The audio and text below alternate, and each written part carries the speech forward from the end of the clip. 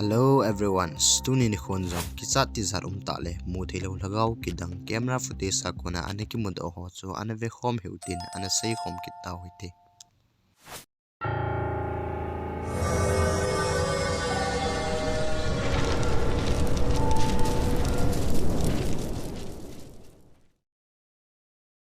akhat channa hen Veronica kitinu ina hen thilgit la golgit za chom hi ana hlongin aman jong hi thil ho cho head do theina dingin chun a in sung montina achun CCTV camera ane fin na hi lai hi tabang thil ho hi mu do thein au min a hi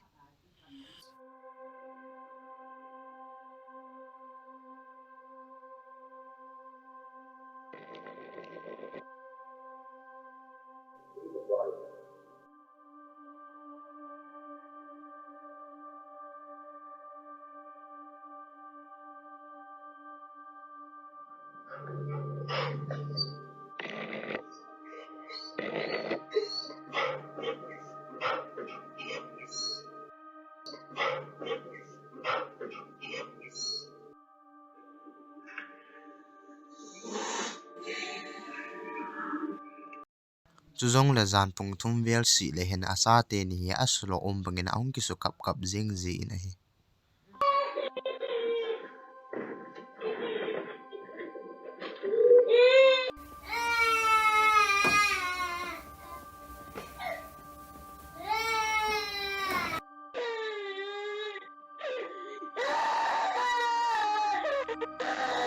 chuzong la ti zat ta thilam dang ta khat jong hi ani ki mun a hi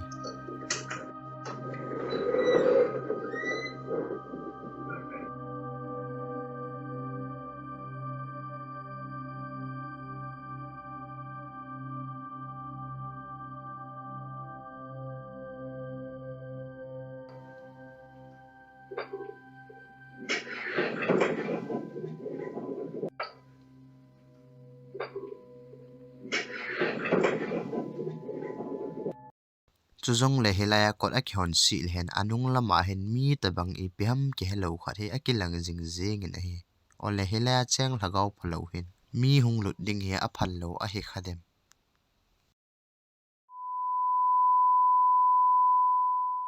ani channa hen nonga sapang mi ni hin chali kiti Muthei lhagao ho to ke hauzina wiji bo chumang cha in hi chi milim sim thu doli mai achun akichim hanin a hi la hitabang thil hi ana hlungin a hi No te verás, dice que da miedo. Nada, son macanas. Apura, mira, ya estoy grabando. Mi abuelita dice, harto miedo le tienen, apaga la luz. Mi hermana ha visto visual con sus amigos, dice que harto miedo da. No creo. ¿Verdad? Vas a ver.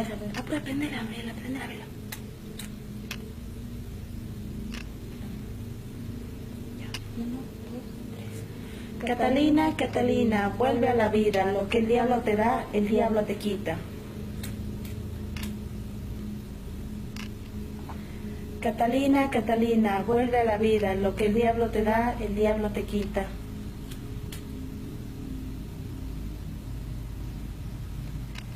En nombre del demonio, manifiéstate hoy, aquí y en este día. En nombre del demonio, manifiéstate hoy, aquí y en este día. ¿Ves? Cállate, vergonzosa. Espera pues un rato. helaya in kidang ta in doli khori ahung sanin ai nangin jong hi tabang thele na try lo be in aphai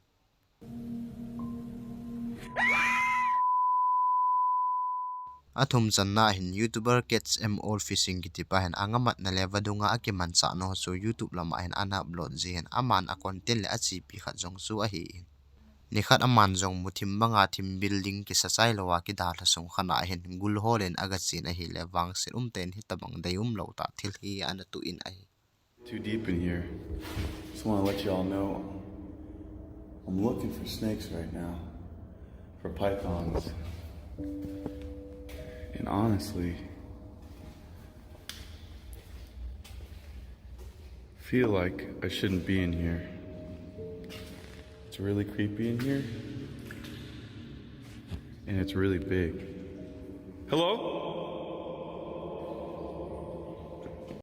Amazon building sung ahung lut jing lai na alunggel hi no masapuin ipiham ke hello khaden anung hi azui li dan a hele thimin ai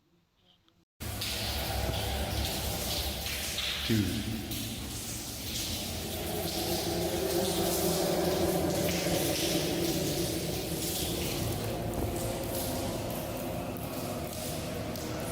What? Oh, hell no. Hell no. Hilaya hin ipiham ki hechin lo gorgin le hosagin khat hi azain aman jong azit velai ipiham adi lo khare hidingin aging mo in tibet chun aga kiselin hi.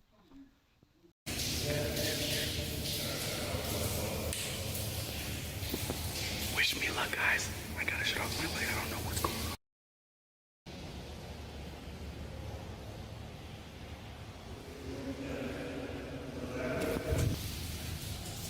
The voices stopped. The voices stopped, guys.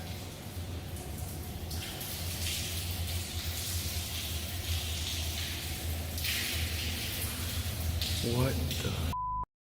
Aman jong hichi ogen a thip thip min chon ahung pot doin akin theilam penin hichi building sung chu a hen dal ha in chule aman jong a camera footage su anung cheng en a hil thilam dang ta khat hi an record kha in a hi. It's leaking outside from somewhere. What? Hello? Hilai muthim la hi mi khat adin hi akimuthein a hi ape nin hin ama pa jong in ima hi head do le mu do hi ananei pu in anunga a camera footage a hin chenga kuna a hin mu do bo hi a hi le hilai ki mu lhagao hi gorgin aza aji hole anung hin zuida na a hel thit ho chu hi chi lhagao ki mu hi a hi khadem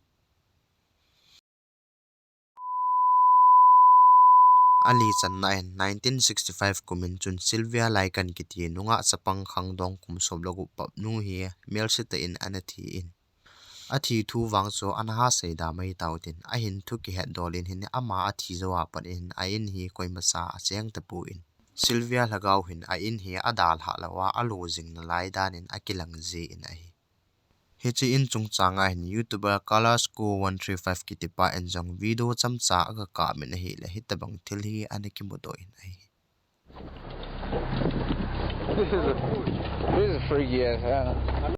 Namu them hilaya in ina window kunin khun palda hi neu cha ahung ki ho do en anjo ato banglo ten amo lang hung ki thim wat danin khun akilangin a hi hichikiu jong chu hitelovin achi pheibe hanin a hi le hitabang thil jong hi aniki mudo in a hi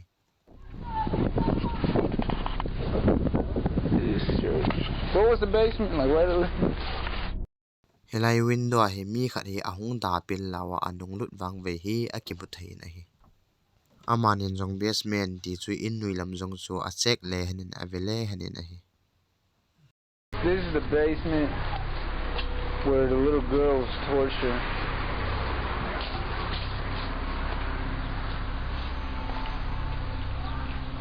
Dude, come here. This is freaky.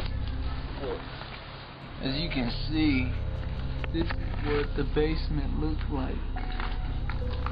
That's Oh, hell no. This picture is serious, too. dude, I fucking. There's a picture of the stairs. You got a swear to God. amanin jong basement in nui lang avet hana ahung podo nung hanin hin ahung phei pet hanin ipi hi na za them hoi ta in anangai There's a picture of the stairs. You got a basement a hin dal ha hana ahung podo hana kunin hin herf kiti ogin hi akizamang chiwin a hi hoi ta in anangai picture of the stairs. You got a picture of the stairs. You got a nangin hichithil so ha kunin hin hilaya anathi numei chapang khangdong nu lhagau hin ain hi adal ha nai lo a hi tiani gelem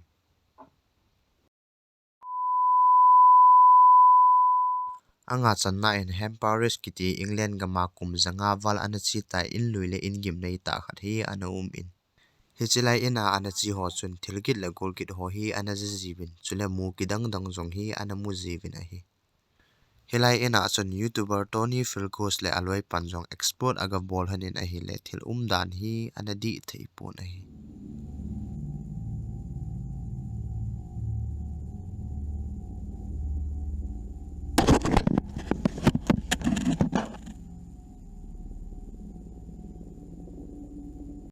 helai hen aloi pa process so avap dan bengin hon out of control in au min alung amo in a camera so ama ta in a ki bel ha in a hi suin aloi pa tu ni ong phatin chon ama jong ahung lip ki nin suin ama ni jong export so maban a hin jam kit hanin tuni jong rom sung khan a hin agalunin a hi le window kor khat hi hon san ano min ama jong alung dongin tonin jong gin mona nei zinin chun helai mun a sun a camera so fit lim ho chu kila len ima mu do thei am khadam tin chun hetin chun ma jong helai mun a sun a camera so a fit in ada la tan a hi le thilam dang ta khat hi a ki mu do in a hi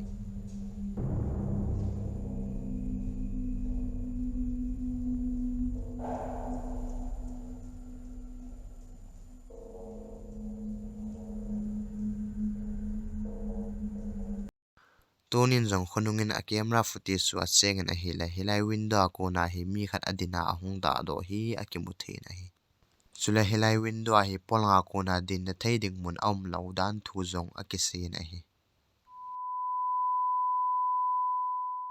agup channa hin Pakistan ga ma youtuber wo ke tha officer ki te group o hin in game nei ta khat hi export aga bol win a hi le hitabang thilam dang ta hi ana to win a hi इधर से आवाज़ें बड़ी अजीब सी आ रही हैं जैसे कोई बच्चे हों अंदर क्या है ये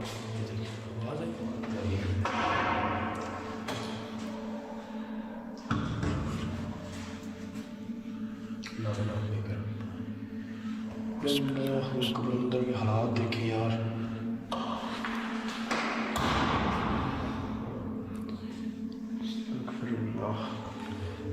हालात चेक करें अंदर के यार इधर कॉर्नर में है कुछ क्या कॉर्नर में कुछ बैठा हुआ है यार हाँ शायद में हुआ aloi pau hin hi chi in sung pang langa hin epm khat hi amu na hi tun aloi pa camera footage su ana ve khomu hi ti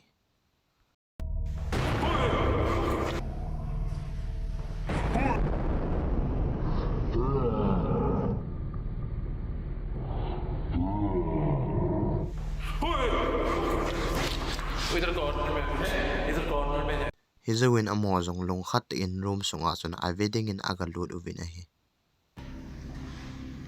भी नहीं है यार इस जगह बैठी हुई थी यहाँ पर इसी जगह वहाँ से बिल्कुल इस जगह पे छोटा सा था उसका काट यार ऐसे ऐसे नीचे बैठी हो ना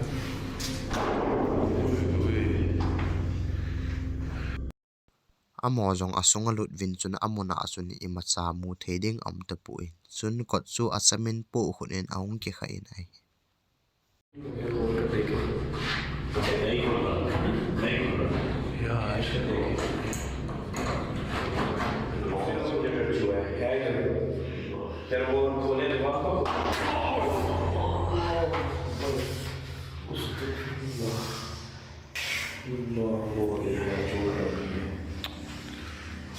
cham khat lewen kot jong ahung kyong hut kinin ahong pan jong a khot anat sa le jengin amon jong camera footage a check na win chun hitabang thil hi akimoto in ai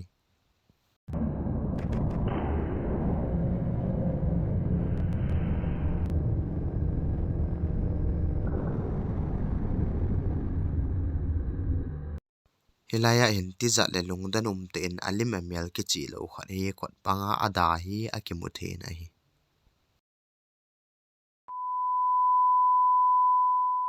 asagi channa hin asis kit pa jong hin ai na thelgit la gol ki ho alhun ji na lamin chun aman jong video record a bolin asangam dan thu chu asain a hi le thilam dang ta khat hi an record kha in a hi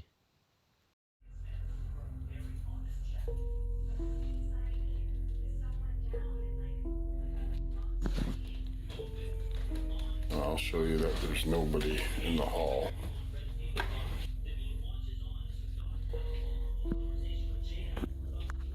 Who is it?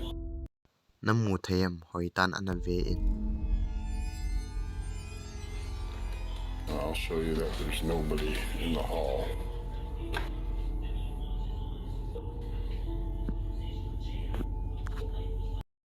namu them hilaya kot panga hin mi khat hi akiselen a hi semin jong a camera so a hin le tol pe na hi le hi chi thil su anom kit ta pu in a hi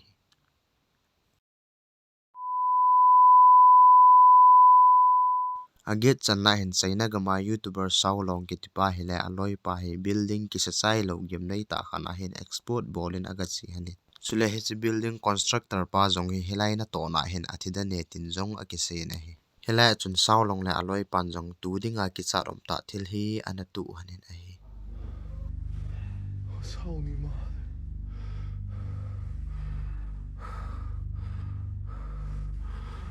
I was holy mother! I was holy mother!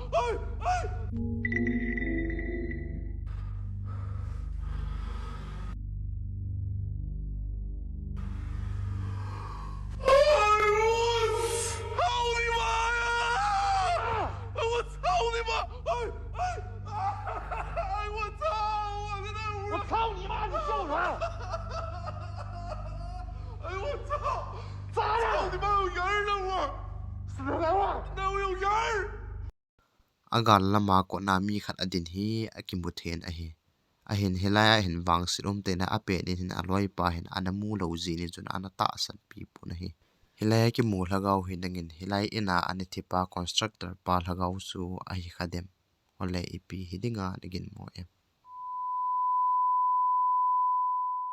ako channa hin nd sources ki tipa hin ni khat tiktok video athona hin lungdonum ta thil khat hi ani record do khana hi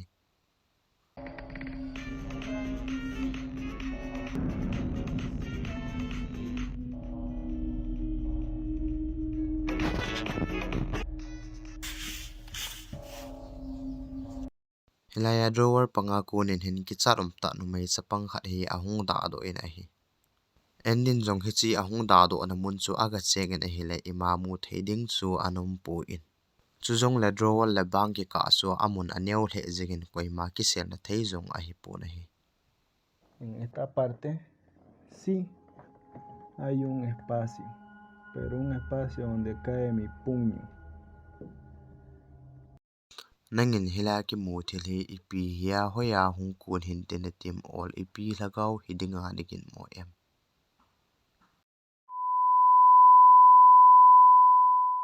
asom channa hin youtuber the haunted site paranormal investigation kit ten hin gamnu ya achang sena in demon house kiti in gem nei ta khat he export ana bol hanin helai muna chon amanin jong gol git le thil kidang ana tu hanin a hi Who's in here?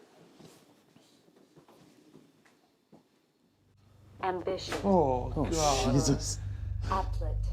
Petrung in jong in songa lu nin chun helaya hi koiham a ati na hila ogin neu cha kharin mi a hin ti na hi Who's in here?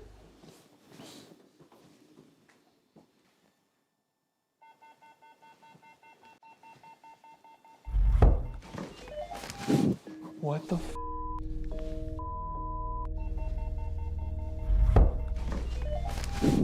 What the f?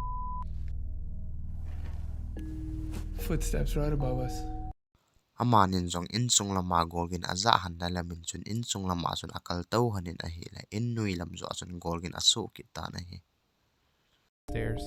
Upstairs EVP session. Is there somebody up here with me? Whoa! Dude!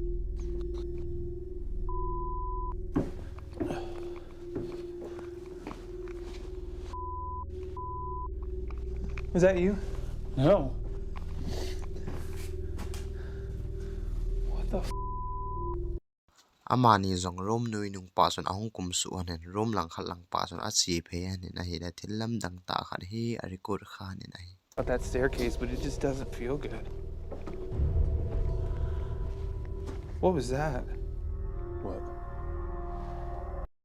helaya amani jong in sung lama alut kun hani hin kwat panga mi khat adin hi akimuthen a hi a hin mit phet ka lowin anamang kit ta in chule akidan na kit kha chu in sung lama camera ki tunga kunin hin ima ani ki lang kit pu in a hi What was that?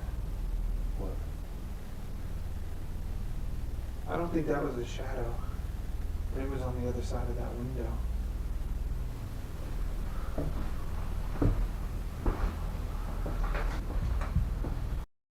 Chuzong le hela cheng lhagao hin amani chan hi avet li jingdanin akilangin ahi. Move the volume down like a smidgen. Just tell me when. Okay. When it's not feeding back like that. Smidgen. Just tell me when. When it's not feeding back like that. What's especially creepy about this figure is it appears there and then a second later disappears from that window. Helaya insong lama kunin hin anzo langa ki mu lhagao suna amani chan hi ahin vet li danin akilangin ahi. Iham te a video link set na vet no mai le dahan tet sai paranormal investigation tin na wala chun na muding ahi. Asom la khat chan na hin MK1 ki tipa hi affectoria anatongo khat in thil chan dan a hoi lo zinin complain a bol jengin.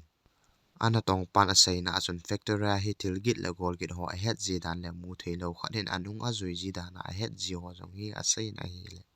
MK1 in bang asay ho yaw si su hi chi camera footage amu masang sin bang anata san po na hi.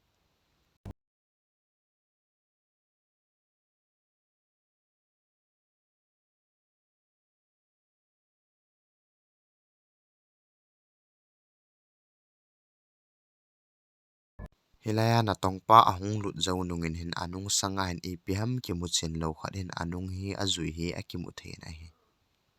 Heche video clip hi MK1 in zong amu do zaw nungin akise ho zaw si su ata ahi dan so ahin ta sanin ama zong ati zal he zingin ahi.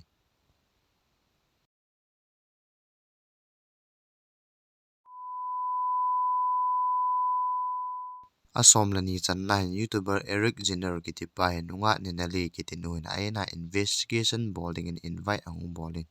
Ninalin asay na asun ayin vahe thil git la golgit kidang za chum hi alhung zi in thil zong hi aum na ding bangin lawin mun khana kunin mun chuma ani ki chun do zi na hi. Chu zong la zan zong le hin te si hi dinga kilom phat hin kot hi ahung su zi in kot ahon tengon le ima Muthei ding hi anum kit zi ta pu na hi.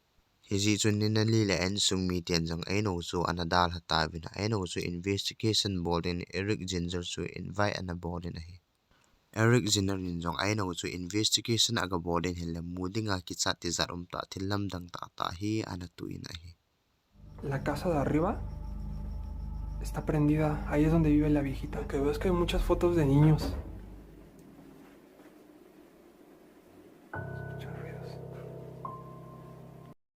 Namu thayam Eric in zong ape nin anamu poin ahin hoita in anatha venin. Lo que veo es que hay muchas fotos de niños.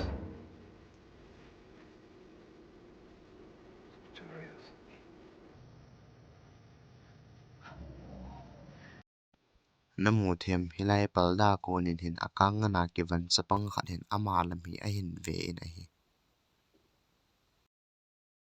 Uy, esa muñeca da miedo. Hilai doli ki mu zong hi in nei ten aman sa kalo la amu kha kalo hi sot le dan hilai kilom tan ahin Eric asin aina anum kinin. Sule heche sanga longdon le ti zat am na kit khat chu twa doli am na mona so anum ki de hinam ti hi ana veu hite. Nada. Tun hin ana vekit la chun doli chu anzo a am na mona chun anum kit te po nei. Eric zong bedroom langa chun aga si phenai la hitabang thil hi ahin record kha in ahi. ¿Qué pedo está esta casa rara? ¿Dónde está construida raro? ¿Qué es esto?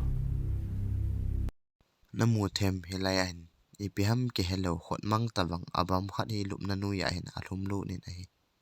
Eric in zong hiti ho hi ape nin ahi poina anunga a YouTube viewers on ahin siya ko na ana het bawi. Vamos a ver.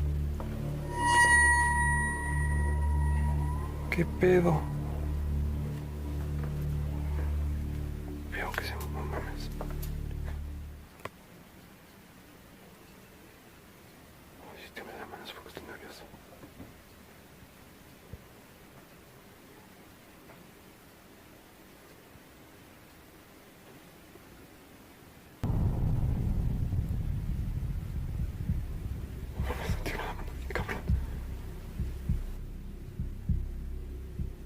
Room ning langa ko na avam ngan khanin ahin thim wana alhum mang hi akimun ahi. tu zungin wang ering in jong hoi ta amu pha ta en aman jong lung thing silin akisat na le alung neu na tu su asai na hi. No sé si salimos o no. No hubiera venido solo. ¿Saben qué? Si no hubiera venido solo, la cagué bien cabrón. Eric zong phat so ta pi explode ball ta lo win in lam a hin zone ko tan a hi le ki chat ta thil hi a hin tu in a hi.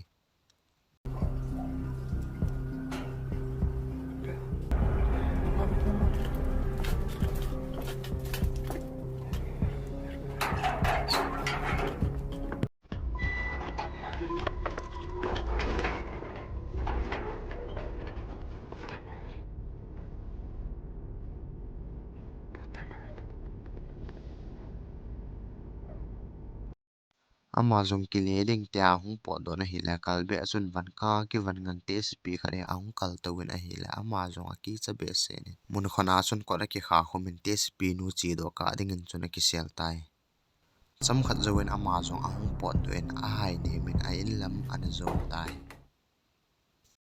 chujang la loi te ho tu ne ading in hin hi chanin a ki chai tai aban ki chat ti zat ta lhagao kidang ting an ki mutu ki tau hi te chuzong la ngei lu na nei ta like subscribe se le na bor bi ding win ke hin te me